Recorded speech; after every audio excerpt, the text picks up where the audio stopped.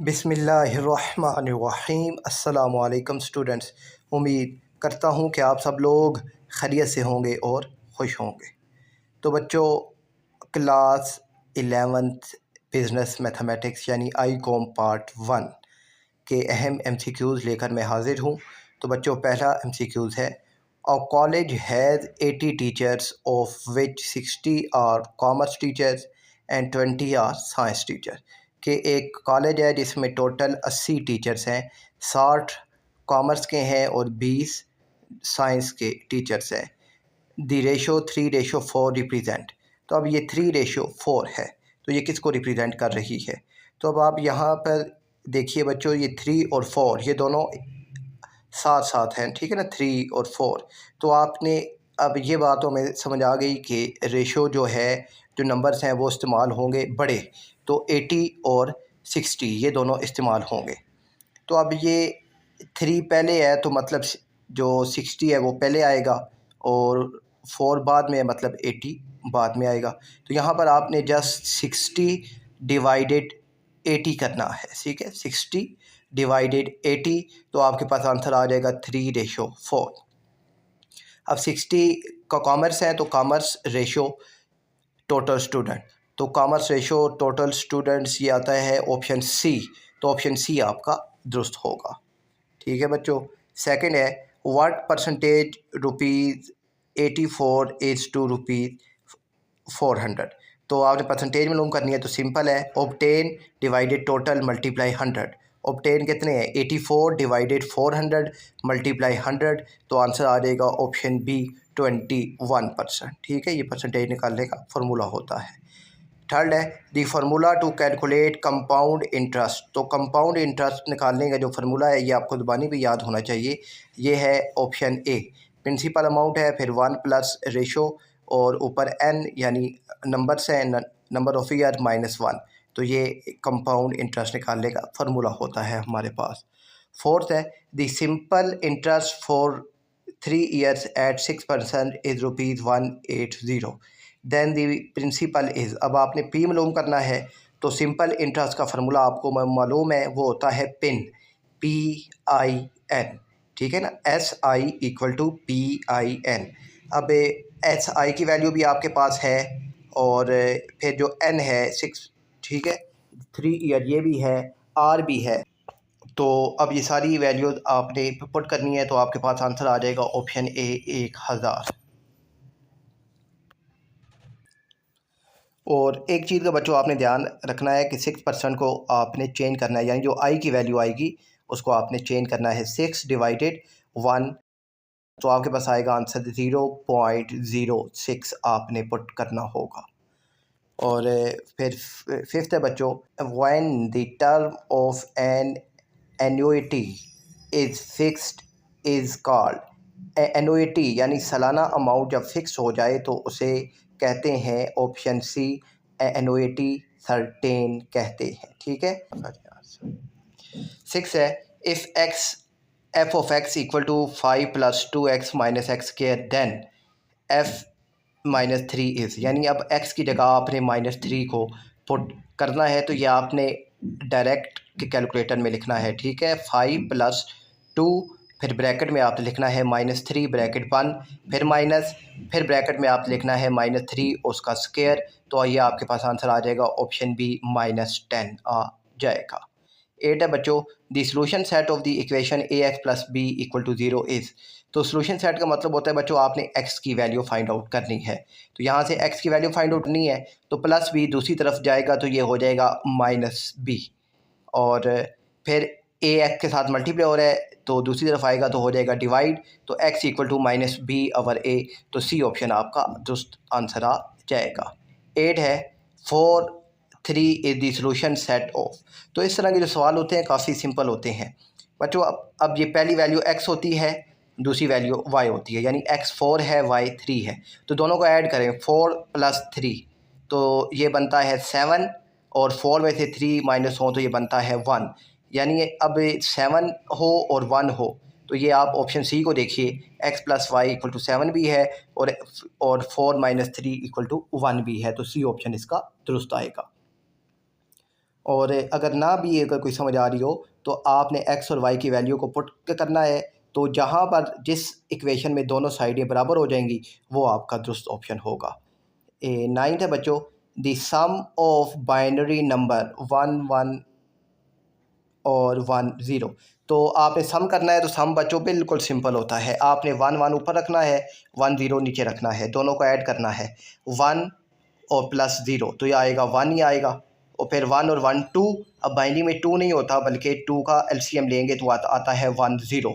तो आंसर आ गया 1 0 1। तो ये ऑप्शन सी आपका दुरुस्त आएगा 1 0 1।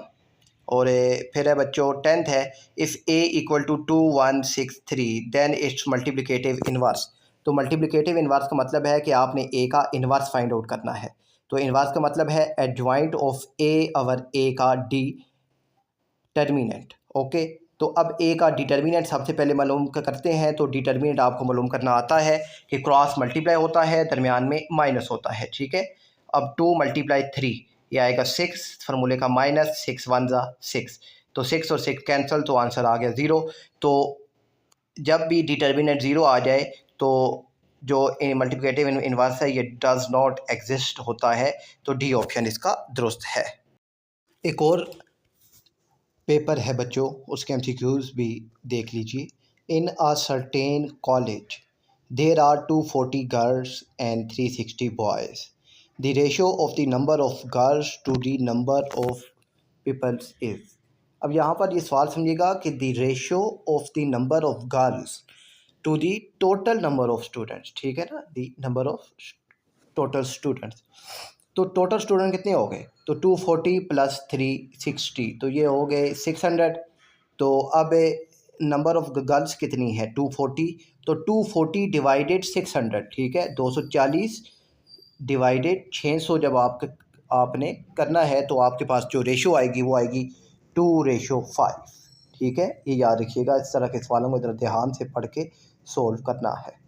दूसरा है, a commission agent sold an item for ₹26500। The rate of commission is 3.75%। What is the commission? तो इसका कमीशन क्या होगा? तो सिंपल आपने 3.75 डिवाइडेड 100 मल्टीप्लाई 26500 करना है तो आपके पास आंसर आएगा 993.75। ठीक है, ये याद रखिएगा। आपने 26500 को मल्टीप्लाई करना है 3.75 और डिवाइड करना है 100 के साथ तो आपके पास आंसर आ जाएगा। थर्ड है, व्हाट इज़ 20% ऑफ ₹1100। तो 20%, तो इस तरह का कोई भी सवाल आ जाए बच्चों तो बहुत सिंपल होता है कि आपने 20 को डिवाइड करना है यहाँ पे 100 के साथ, जो आंसर आ जाएगा उसको 1100 के साथ मल्टीप्लाई करवा देना है। तो इस तरह का कोई भी सवाल आ जाए तो आपने जहाँ पे, अब ये जो परसेंटेज होती है ना, परसेंटेज, इसका मतलब होता है 1/100।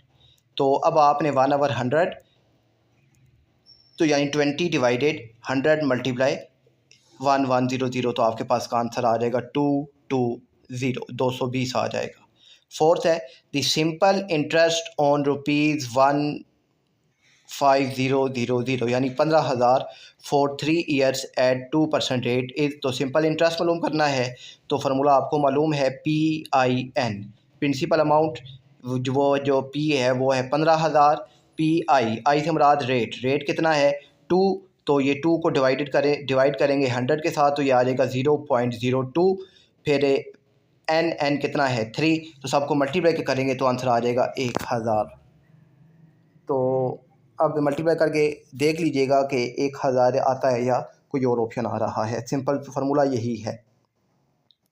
फिफ्थ है, if the payment start on a certain date and continues for an indefinite period, यानी वो अमाउंट जो कंटिन्यूज चलती रहे एक इनडिफाइंड पीरियड तक, तो उसे क्या कहते हैं जी?